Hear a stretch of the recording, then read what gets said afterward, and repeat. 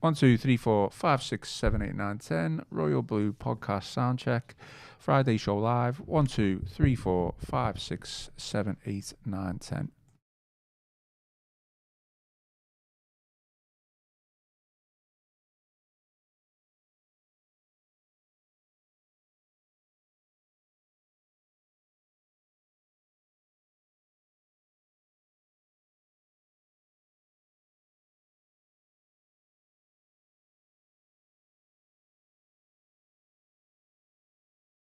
Mike for us, Chris. Hello. 1, 2, Royal Blue podcast. We picking up. You have as well, sorry. Top to bottom anchoring we're going to be talking about.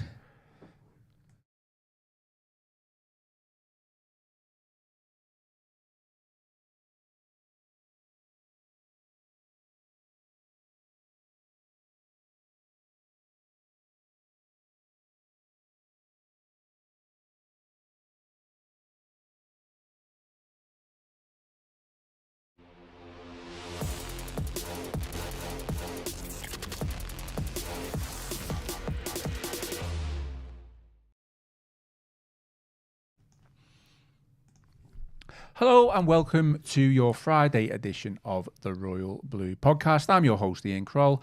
We are live on YouTube, and joining me in the studio for today's episode, we have Chris Beasley and Gav Buckland. Chris, how are things? All good? Looking forward to your book launch next Thursday. Yeah, Tuesday. Come on, now. Tuesday. Coming on the right day. Tuesday. Can you make Tuesday now? He said he's coming along now. I thought it was Thursday. I'm putting out the wrong information. I do apologise. No, Tuesday. Tuesday. Yeah, can you still as well, Chris? I know, he's good. Isn't he? Well, whether Ian or not is joining us or not, he said he was. I don't know. Gav's hopefully going to be there as Gav well. will be there, yeah. Many members of the Royal Blue family, as it were, in more ways than one. So it is Tuesday the 25th. So next year, so day after United. Let's just hope we're celebrating only the second win at Old Trafford in the last 30 years. I don't know. We might have a bumper crowd then if we have that. But yeah. Tuesday the 25th of November at Waterstones, Liverpool 1. So yeah, all the details for tickets are on my social media platform. So we'd love to see as many of you as possible. On the Tuesday. Whether Ian's there or not, whether he can make it on the Tuesday. For some reason, I thought I had Thursday in my head, but it shouldn't alter my plans. Okay, I still great. should be in attendance. So yeah. Meet Mr. Kroll, meet Mr. Buckler, meet us all. Michael Ball is there. He's on the official panel, as it were. Steve Zoschek, fellow Everton author. So, yes, hopefully be a wonderful evening of all things Everton and Spirit of the Blue. So, yeah, that's hopefully one of the positives. But also, on the back of last week's pod, I had a couple of people get in touch with me about the issues getting to and from Hill Dickinson Stadium. Obviously, it's something we discussed. So just give them a shout out. We had Paul Furlong, who is a Everton season ticket holder and shareholder. He said that there are very few issues getting to the stadium, but the huge problems lie getting away at the end. He says it's frankly ridiculous and is ruining the matchday experience for many people. So that was Paul Furlong. And also Andrew Parton got in touch with me, and he's written a letter to Steve Rotherham, City Region Mayor, talking about the issues getting to and from Sandhill. So it's obviously a big bugbear for a lot of people still. So hopefully that one can get resolved. I know we were discussing that one in relation to the Euros and Hill Dickinson Stadium getting the 5 games at the Euros. But, you know, in the here and now for Evertonians, it still remains a big issue yet to be resolved. Yeah, without a doubt. It's good that you've acknowledged this again, Chris, because we did it last week, didn't we? And even though we kind of suggested or said that we're okay personally, there are hundreds, if not thousands, of people struggling to get to and from the game. So I don't know if it's worth, just an idea just popped in my head over the next couple of weeks. Maybe we should invite a couple of fans in. You know, you got messages there just to express, the concerns and, give their take on how things are going. I think that'd be good. It'd be interesting to the chap who wrote to Steve Rotherham, when Steve replies, it'd be interesting to see what the reply is. Yeah, of course, yeah. If you could keep us in touch with that. Absolutely. Yeah, so that could be an interesting one going forward, because it is all seriousness, it's a big issue for a lot of people, because it's a magnificent stadium. Everyone loves it, everyone's excited about it, but there are still considerable issues, it seems, in terms of getting to and from the stadium. I mean, we the way it's panned out and stuff like that, we did think that leaving the ground was going to be the major issue. We knew the scattered approach of coming to the ground beforehand would probably be take a little bit getting used to, but hopefully that like things are okay in that respect. It's coming away, certainly the night games. Yeah, we got another Monday night game in January. We were talking on Leeds, there. We do some horrendous stories after the West Ham game about people getting in at 1 o'clock in the morning, you know. I don't like that. When I say don't like it, not from the person who said about, like I said, it's spoiling the match day experience.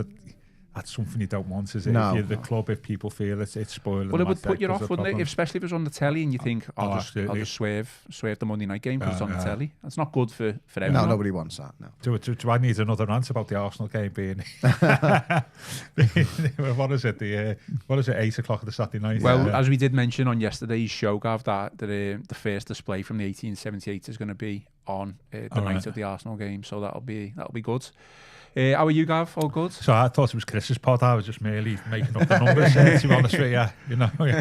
We could never do that to you. Yeah. I'm fine. It was a Kevin said in there, freezing. Absolutely it is cold. Freezing. I got the big coat out today.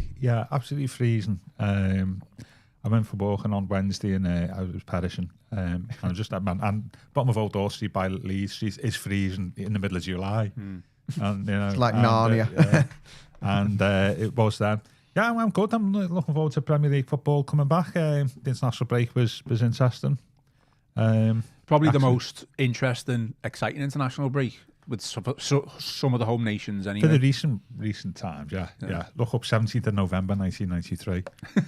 That was the greatest night of international football ever. Okay. Yeah. That was like Wales missed out, when the Paul Bode missed the penalty. Didn't the BBC actually switch over the channels? Yeah. And the Republic of Ireland and Ireland had that Northern Ireland had that proper ding dong in Belfast. You've got some questionable takes on international football, though, to our audience, especially after the Euro 96 comment last week. Wasn't he? Why? You said it was one of the worst tournaments going. A lot of our audience didn't agree. Do you know the 7 knockout games in Euro 96? How many goals were scored? 2. Guess. Oh, come on, don't be facetious.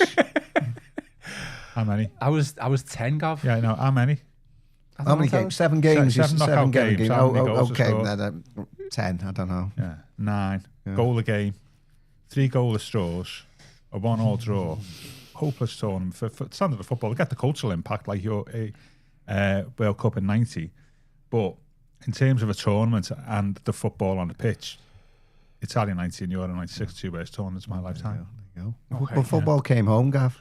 Right, before we get too deep down into this, let's move on because Chris has got a busy one today. You're by yourself. Joe is I don't know whether he's still watching the Ashes, but he's booked a day off specifically to watch the Ashes. So you're by yourself after this podcast, which you've got to finish dead on 12 o'clock. You're straight off to you've got to eat your butties. The infamous butties have got to be fueled by them before I set off. Butties before podcasting. Why don't you eat them in the podcast? No, after podcast and butties before press conference. Yeah. That's how it is. I tell you what, it'd be cold out there in Halewood by Finch Farm, won't it? If it's cold here, what's it going to be like out there? Yeah. So there we go. Okay. Are we going to talk? This just bants for 50 minutes, is it? Or I don't know. Well, I can refer to today's agenda. I know what it is. You don't want to talk about stuff like top to bottom anchoring, do you? See, the thing is, I know you're like a kid at Christmas on this topic. Yeah. So today's agenda, we are going to spend the first segment of the show discussing the Premier League's vote to introduce new financial measures, which is expected to replace PSR. We'll also talk about the game, which is coming up on Monday, so Everton against United. As I mentioned, Joe and myself did a full preview yesterday, which you can go back and watch on YouTube, listen to wherever you get your podcasts. Obviously, David Moyes' press conference today as well, so we will continue to build up on today's Friday show. As always, give us a thumbs up and drop us a like and subscribe to the channel. And a very quick word for our sponsor, NordVPN. To get the best discounts off your NordVPN plan, go to nordvpn.com/EFC. Our link will also give you 4 extra months on a 2-year plan, and there is no risk with Nord's 30-day money-back guarantee. Go and have a look and explore the link in the podcast episode description box. Okay, first segment of the podcast, these new financial measures and the obviously 20 Premier League clubs expected to vote today. I've tried to summarise it up as best as I can for anyone who doesn't have a clue or got no context to it. So just bear with me and then we'll get into it. So the 20 Premier League clubs are set to vote today on new financial control to replace PSR. The new measure is called anchoring and is being described as, quote, a salary cap. With anchoring one of the measures set to take centre stage, it would limit a club's spending on player wages, agents and transfer fees to 5 times the amount paid by the Premier League in prize money and broadcast revenue to the club that finishes bottom of the table. So an example for this, based on the 2023-2024 season, Sheffield United, who finished 20th place, received £109.5 million. So their limit would be, or the limit would be £550 million. The Premier League clubs are set to be divided over whether to introduce the new rules, the new financial control to replace PSR. Breaking these rules could result in point deductions and fines, and is said to be the biggest and most impactful vote of how the landscape of the game will change since the vote on the use of technology within the game. So I hope that was summarised up. I'll start with you, Gav, because I know how excited you are. Top to bottom anchoring, yeah. There's three votes, isn't it? That's the first. So this is effectively a salary cap, isn't it, where clubs can't spend more money than a certain amount that's set. That they reckon it'll be 600 million by the time of next season, and that's on your playing staff, age, transfer fees, and so on. And as you can imagine, there's a split on this. There's obviously the big clubs who don't want it because they see what they don't get the benefits of, like commercial revenues going up elsewhere and all that type of stuff. They can't tap into that, so everything's tapped into how much the Premier League gets. And they also feel, I think this is, I'm not sure this is right, whether that means players will go abroad because they can get paid more there and stuff like that. But I think that's a bit of a red herring, really. None of the clubs in the Premier League at the moment will reach that cap that you're talking about. Yeah. So and it may go up anyway. So I think it's an incessant one. I think there's also a case of that might be legal action as well on the back of that, because if it's brought in, you're effectively saying you can't have. We could pay you £300,000 a week, but we can only pay you £250,000 a week because of the rules, not all sorts of employment laws and all that type of thing. So that's a controversial one. There's a feeling that might not go through, that because not only the big clubs, a couple of other clubs don't like it.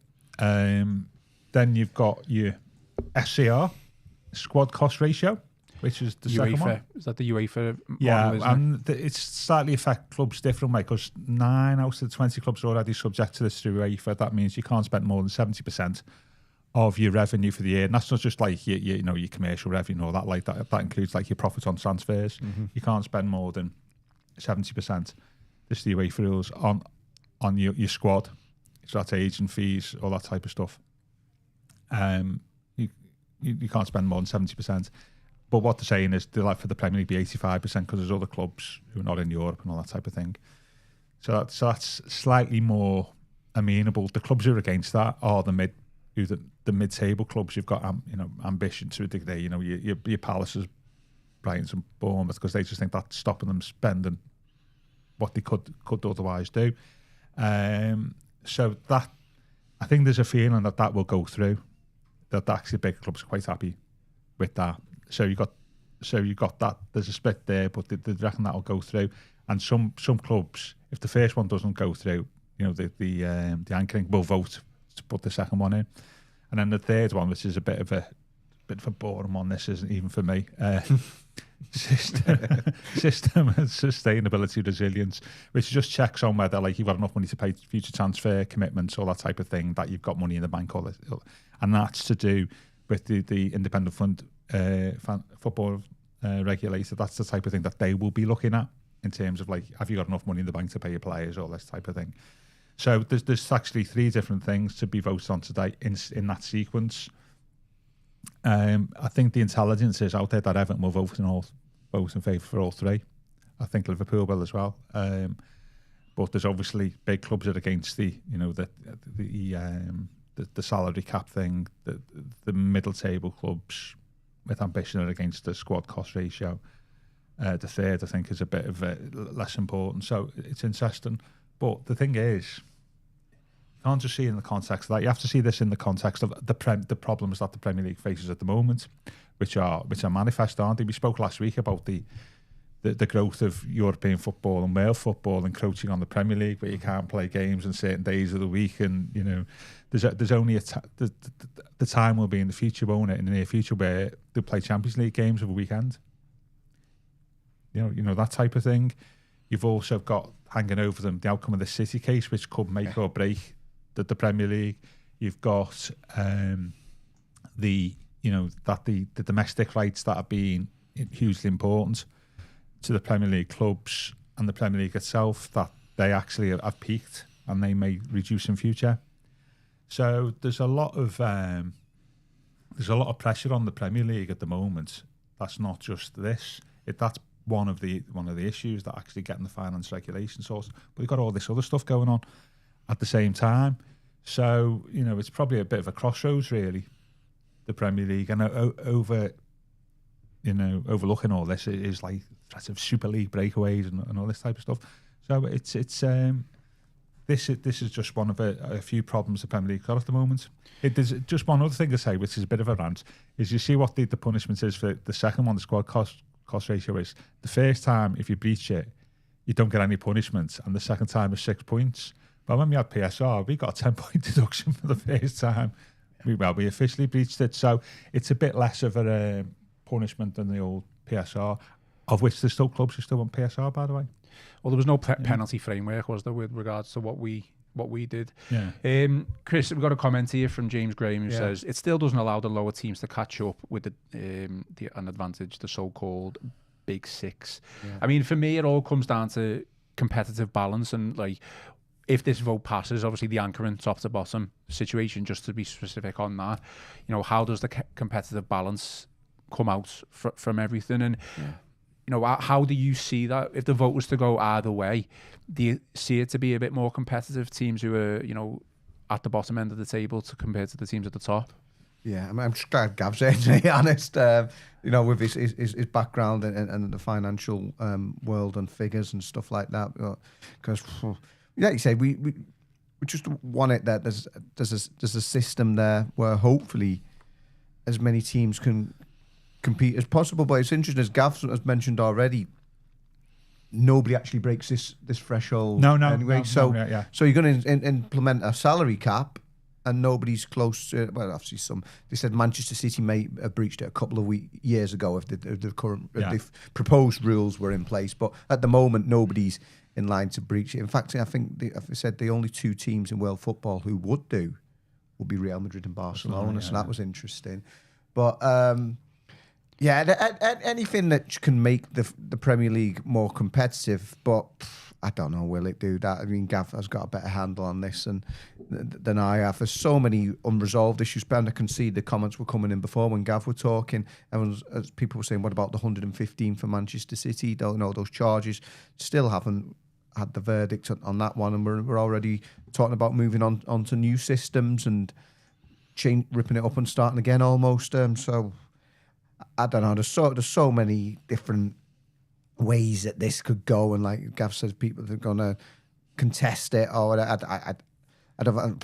Premier League's the richest club, the richest league in the world, isn't it? And it's the most lucrative competition. So on the one hand, you said there's a threat that if England brings it, if the Premier League brings this in, you could always say, well, maybe somebody overseas might offer you more money. But I think I think it's coming from a pretty strong sort of position at the moment in terms of all the TV money at the moment. I mean, it's ruled the roost for a long time, whereas you're now in a position where sort of lesser Premier League clubs can probably offer better money than some of the real continental giants. Absolutely. I mean, I think what it is around, maintaining the status quo, the anchoring thing, what it does, it stops people getting bigger. So it stops the gap growing between the middle clubs and the biggest clubs, because they can only spend so much. You can only spend what the bottom club can spend. In theory, you may not be able to grow yourself, but it'll stop the big clubs getting bigger and bigger and bigger in proportion to you. That's why, obviously, quite a few of them are against it. So there's that angle. It's about maintaining the competitive balance of the Premier League, of which there's quite a bit at the moment, I think. And so I think it's slightly different from PSR. Well, very different. but they've got the squad cost ratio as well at the same time. So it'll just be interesting to see, because these types of votes, you tend to see how clubs are grouped together, about their own, some are linked to their owners, American owners, or this type of thing. We've switched horses, haven't we, in the past when it's been convenient for us. I mean, it's interesting about the squad cost ratio, 70% of your revenue, is we would have had problems there at Goodison, but at Bramley Moore, we get an extra 50, 60 million a year. That gives us a little bit more wriggle room. So there's the fascinating stuff for us here is, if this had been 2 years ago, the club may gone the other way. So ultimately, what they do, isn't it, in this is you vote for yourself, don't you, as a club? There's no collective bargaining or voting as a group. People will protect their own interests, which is quite right. But the Premier League was never set up like that 30 odd years ago, and self-interest rules now, doesn't it? And that is sometimes not good. It will just be interesting to see what happens today. As I say, it's fascinating that they're having 3 separate votes, one after the other. We should probably do another podcast on this in the next week or so, just following on from any decision. So we'll try and get that booked in. What I would say, Gav, is there's a lot to contend with, and I'm going to use me phrase that I use for this situation, opening up a can of worms. I feel like with the squad cost ratio from UEFA, like the dual type of thing, the framework, does it not just create like an unnecessary complexity about complexity? Well, no, they have two, purely because there's two sets. UEFA have one rule we have to abide by as well if you're in Europe, but clubs need another rule as well. So, and the driving force about the anchoring is just keeping the competitive balance of the Premier League. But for any team who are in Europe, can't really abide.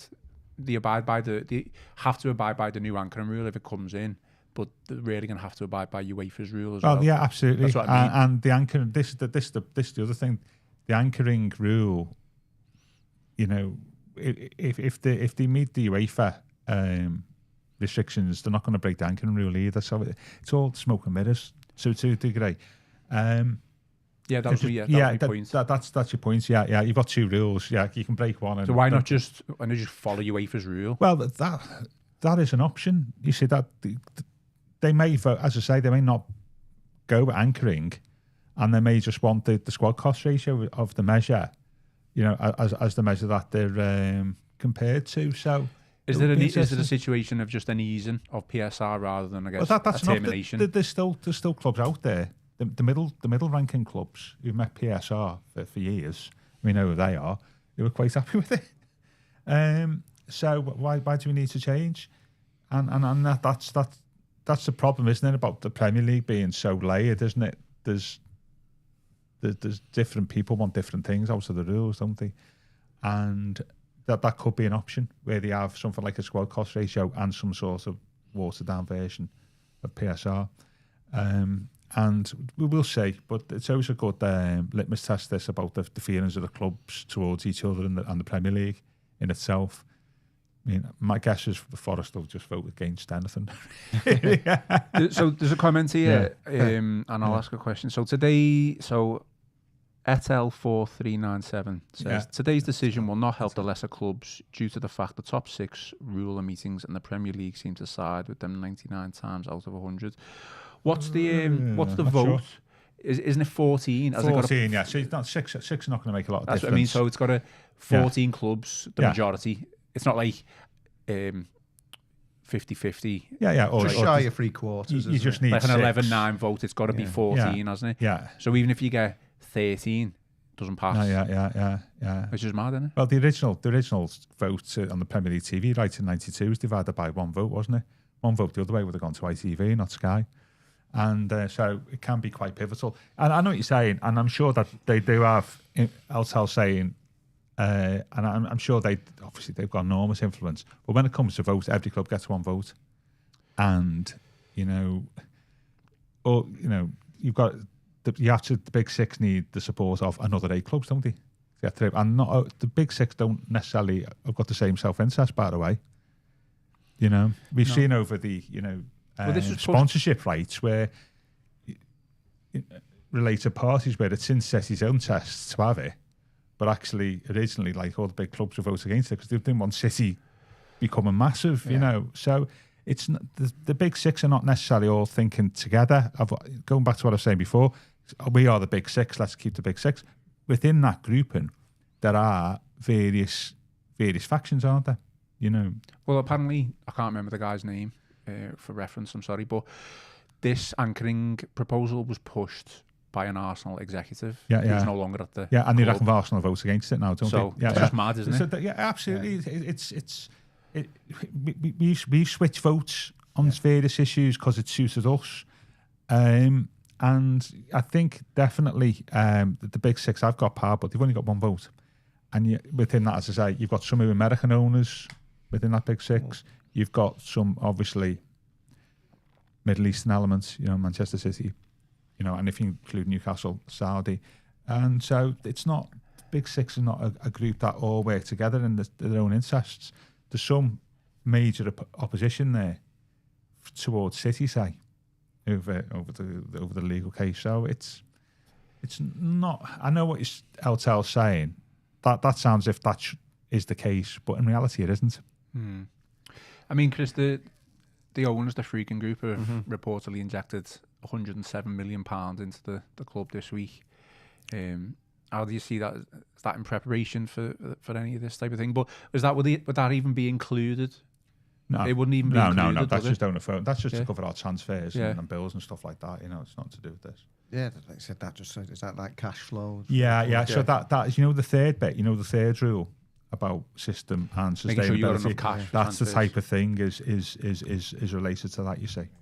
I mean, Chris, where do you stand on what's gone before, where billionaire owners come into the club and Chelsea, City, it's happened before, even before then. Blackburn, you know, injected multi-millions, billions into the club, and you know, he's propelled the person's propelled that club into the stratosphere.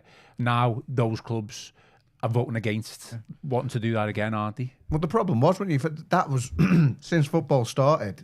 You could always do that, couldn't you? You could always have the benefactor. Everton had Sir John Moore's Gav has written very substantially about money can't buy us love. About and what goes into the 90s, doesn't it? The Moore's, like I say, it's still there now at the club. To be fair, you know, Everton, in fairness, were the Mersey millionaires, and you know, they a lot of people didn't look kindly on Everton because of the way that the spending that they were back in the day in that respect. But it's been the same since you know, when professional football first started in the pioneering Victorian era. You know, the rich factory owner wants to build his town's team up. That's always been the case. The problem is what PSR did. It was almost like, well, that's enough of that now. You can't dream anymore. So a Jack Walker couldn't come along now in the 21st century. Once PSR, the way that worked. You couldn't dare to dream anymore. So it's almost like we're the nouveau riche, Chelsea, Manchester City. Now we've established ourselves now, but nobody else can from this point onwards. So, well, the way you're speaking, I guess you haven't got a problem with how that's been done over the last 100 years. Well, that is what it is, isn't it? I mean, I'm not saying that. Now that's great because I want it to be competitive, but at least it would enable. It was brought on the one hand. PSR was saying, well, we don't want clubs to die. We don't want them to reach beyond their means. I mean, the tragedy that was Bury Football Club and teams like that who went under. So it's trying to protect you from that. But what it also does, it stop you from dreaming. It would stop an ambitious owner from coming in and sort of shaking up the status quo. Because as we saw from those, as Gav's already alluded to, plans for the breakaway European Super League, which, you know, was very serious for a time a few years ago. It was almost like, well, we're going to establish ourselves as the elite forever now. We'll just sail off and join our league, which is not based on merit. It's just based on us being the big teams at this moment in time. So, yeah. We've spoken about this before many times on the pod. I mean, we did vote for it, didn't it, in 2013, because it also preserves our interest as well. That I've got clubs. I mean, look at some of the ambition of Birmingham City at the moment, and they're going to sort of build a new stadium. They've got American owners and stuff like that, but they will have the same issues as us, you know, even though they're way below us in terms of the pecking order, because in the Championship. So it also protects Premier League club self-interest as a group. PSR which we have to remember. It'll just be interesting to see what the vote is. I'd say it's a good. Is commercial revenue not included in this now then? In the squad cost ratio. Squad cost ratio. But what about the anchoring? That's just about what you spend. So Premier League. It says Premier League prize money and broadcast revenue. Yeah, so is that different to commercial so revenue? So that's what the money that you get from the Premier League. Yeah, so you know the Premier League. Obviously, all the TV money and their commercial dues, they'll give that out to clubs during the year. But the anchoring is about what you can spend, and that's why the big clubs are against it, because that's limited to what the Premier League income is, but they've got all commercial revenue and stuff like that. That's increased shared sponsorship deals that they can't tap into. But in terms of what the fans want to be, the club to be spending money on, players' wages and transfer fees, in terms of commercial revenue, in terms of like from the stadium point of view and stuff like that, is that not included now in that anchoring? No.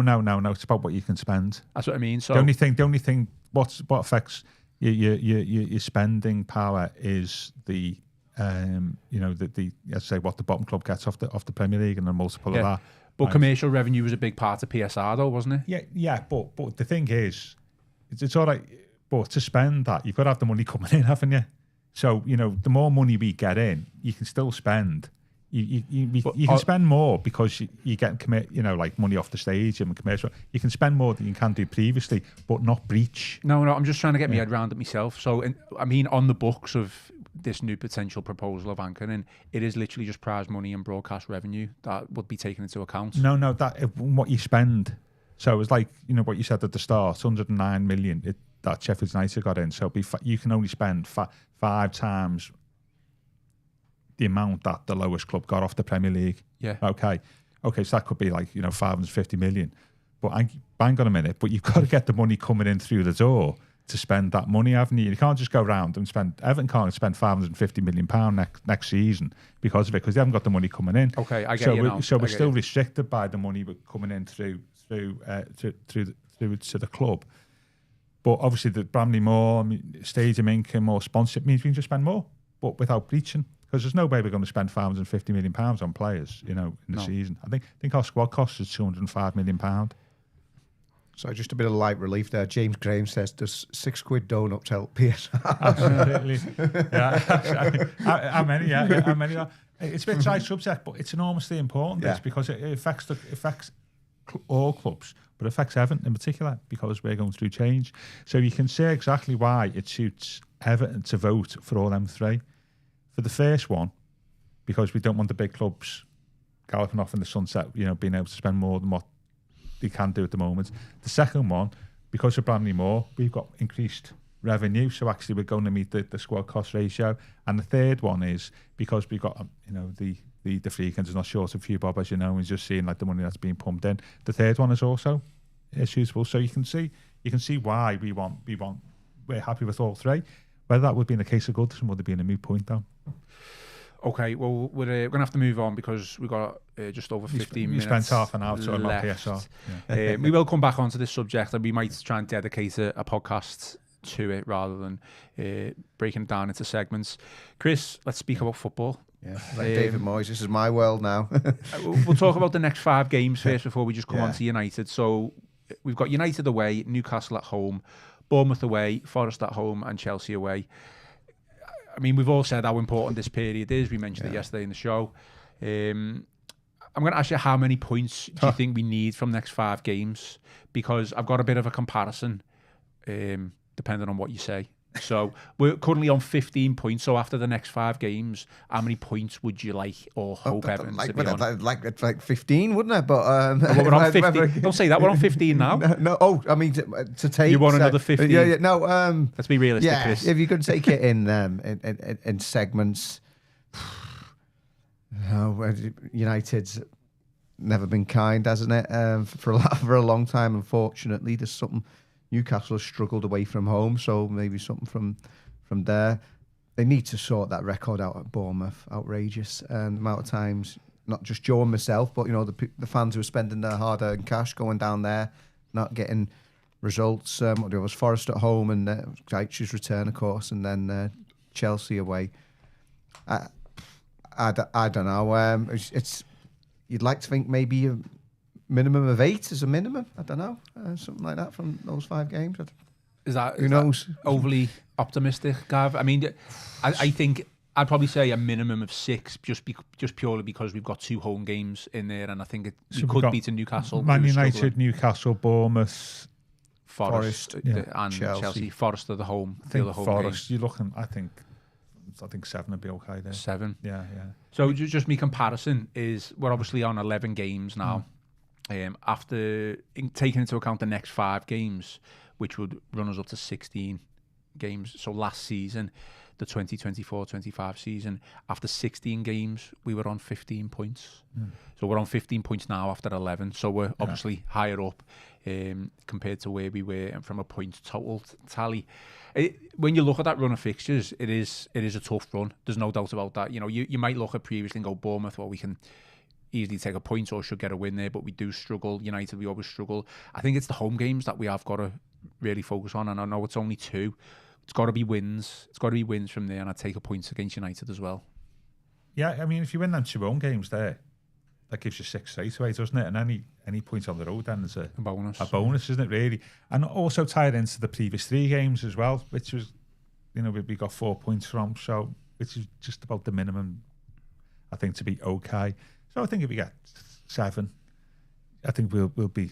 I think that'll be a good return. And then we've got Arsenal. Arsenal's after that, yeah. Arsenal, and then Boxing Day we play Burnley and then Forest again, isn't it? Yeah, 27th, isn't it? So those 3 games, you can easily get 4 or 5 points from there, can't you? We've got to look at it realistically. Everton are on 4 wins now for this season in the Premier League, and they didn't get to 4 wins last season until Moyes was there in January. So that shows you the year-on-year change. I know we're all frustrated and felt that, they could probably have done a bit better. Just look at where they were last season. They didn't get to 4 wins until the second half of the season, and they'd already sacked the previous manager. So it's moving in the right direction. It is. But, I mean, the difference last season there was 3 clubs cut as if, wasn't it, pretty much straight off. So you always had that. You always had that cushion, didn't you? This year it's not so clear cut. I think the most important game there is the Newcastle one. I think if you don't get a result, if you don't win if you lose against United, which you might not do because they're erratic, aren't they? But only get at most a point against Newcastle, all of a sudden you. Well, it just depends on the results, doesn't it? It does, but you want the team. It's so tight in the table at the moment. It does, but we're not. We shouldn't be looking downward and saying, "Oh, we don't win." We should be looking at the progression of the team, shouldn't we? We should be talking about that compared to last season, aren't you? So it's really, it's more, as much about getting points on the board to show that as a team you are progressing. As you say, Chris, is obviously a lot of evidence for that this season against last year, the whole season. Whether progressing against the second half of last season is a different question, isn't it? So I think 7 out of 5 games, that would be good. But we need that Fulham win was a big win, isn't it? We'd have if we didn't beat Fulham, we'd be having this very different conversation now, wouldn't we? Yeah, 100%. Okay, 10 minutes left. Who thought PSR could be so exciting? Well, financial regulation could be so exciting. We'll talk about United. What's the best blueprint Everton need to follow, Chris, to at least get a result against United? I think is to play the game on the pitch and not in their heads. This is something I've got in my Royal Blue column coming up tomorrow. It's ridiculous, isn't it? Everton's record at Manchester United. It's not good. Not just David Moyes, of course, who's never won there. I mean, the only Everton win since Everton's first ever Premier League away game, when was it Beardsley, Varzishka and Mo Johnson scored first week of the Premier League. Their only subsequent win was when Moyes was manager of Manchester United, when Brian Oviedo scored. So it's not just David Moyes, it's just Everton. It's one of those, isn't it? For Chelsea going back to 94. Ridiculous, because we know for the first 20 years of the Premier League, Manchester United were the dominant force. They won more in those 2 decades than they'd won in the previous century. But ever since Sir Alex left, it's been the poison chalice, and David Moyes was just the first of a string of managers now who've really struggled to emulate those previous glory days. So Amorim's the latest of those lot. Let's not forget that Everton, of course, incredibly finished above Manchester United last season. So I just hope that they play the game, like I say, on the pitch rather than their heads. I mean, I spoke to Michael Keane this week, and typically, like players tend to do, I asked him, does this past record, does it play on your mind? And he's like, no, different set of players. We don't think about all that. Well, why does it keep having the same results then? Because I think United are eminently beatable. I just hope that they can go out and, like I say, play their game rather than think about what's gone before, because it's a bit like the derby in a way. It's a bit of a mental block for me, this fixture with Everton. I mean, United, we mentioned this yesterday, but United have got a decent home record so far this season. Straight into it, Gav, would you change a winning team from the Fulham game? Assuming everybody's fit. Yeah, I mean, there's obviously there is a couple of injury issues potentially, isn't it? Yeah. I know. I keep the same team. You'd obviously keep Barry up top. But Chris was just talking about United there. Two very similar clubs. Everton and United haven't in the post-war years. They've had two great managers. Both clubs have had two great managers and have been pretty much bang average for the rest of the time. And they've won a lot more now. When they had those two managers, but when they didn't have them two managers, they've not won much. They've not won any titles, have they? Like us. I think keep the same team. Their danger man's Bueno, isn't he? I was having a look at his stats this week. I mean, he's top in the Premier League for goals and assists and thing. He's been a great sign. I mean, they great sign. They bought quite well, haven't they, with the other fella from Wolves, haven't they? Yeah. They bought well, haven't they, United? And I think Bueno he's the big threat. And Mikalenko, I mean, Bueno goes inside, doesn't he? He's left-footed, so that's Mikalenko's, his weaker side. So he's not going to go outside them. I think, that could be. You talk about what we've got to do. I think that'd be the first thing is stop Bueno. And Fernandes, though he irritates everybody, he's a good player, And I think those two, they're two key players. So we can stop them and hopefully get a bit more space. So it seems a big pitch, Old Trafford, doesn't it? Space for Grealish and Njai. I think we definitely get something there on Monday. I mean, they are erratic, aren't they? Though they are on a decent run. They've not lost for 7 or 8 Premier League games, is it? He's never had it so good, Ruben, has he? Yeah. But it's not like going to United in the mid-90s, is it? Let's face it, or the 2000s. Well, that's what my point was. I take that they were dominant for 20 years, but why haven't they? Against a lot of bog-standard teams. We had last got decade one or win on so. the Koeman, wasn't it? With the last-minute penalty. But apart from that, we've barely laid a glove off them. So I think we got to stop 2 or 3 of their players and then express ourselves and easy at a point or even better. Wow, I'm just feeling optimistic. That's what the international break does for you. It gives you a bit more optimism. You've got like the bad news dragging you down. So I think so. I mean, Chris, we kind of made a bit of a big thing team selection wise and saying Moyes has got a bit of a selection dilemma when it comes to the right back situation in terms of James Garner and Jake O'Brien. You'd fully expect the team to be the exact same barring any injuries. I guess Tierno Barry could be a question mark because I know he's had an issue with his shoulder, so I don't know what's going to happen with that. We'll obviously wait and see. Question mark over Iraburum as well, but that all depends on whether Garner plays right back or in midfield. What's your thoughts on the right back situation? Yeah. Is it a case of keeping that defensive solidity because Jake O'Brien's a big unit, or do we want a James Garner in there for the balance and maybe he can progress the ball further forward a little bit better than what a Jake O'Brien could? For me, I wouldn't change a winning team because I don't think managers think like this, and nor they should really, but it's probably more of a fan thought than anything else.